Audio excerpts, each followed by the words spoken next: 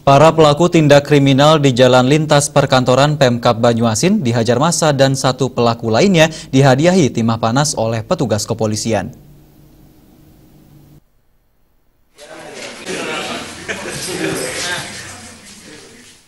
Beginilah kondisi dua pelaku pencopetan di Jalan Lingkar pemerintah Kabupaten Banyuasin yang berhasil diamankan oleh warga dan polisi ketika melakukan aksinya. Kejadian berawal saat kawanan pencopet ini dikejar oleh korban dan sejumlah warga yang memergoki aksi pelaku.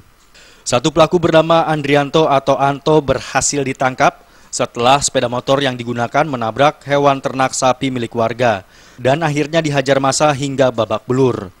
Pelaku lainnya M. Syafei yang melarikan diri dengan membawa hasil copetannya berupa handphone dan dompet milik korbannya berhasil diamankan Buser Polsek Pangkalan Balai setelah dihadiahi timah panas akibat melawan petugas pelaku saat hendak diamankan.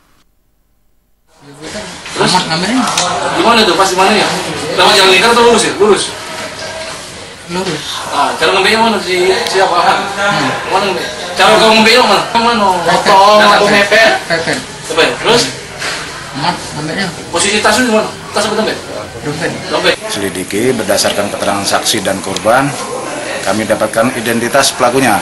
Kemudian kami kejar dan tertangkap, yang satu tertangkap warga itu yang bernama Andrianto. Kemudian berdasarkan keterangan Andrianto, kawannya ada di pasar. Kemudian pada saat si pelaku ini melawan, kami lakukan tembakan peringatan, masih juga melawan. Kemudian kami lakukan penembakan kena di kaki bagian kanan. Dari Banyuasin, Sumatera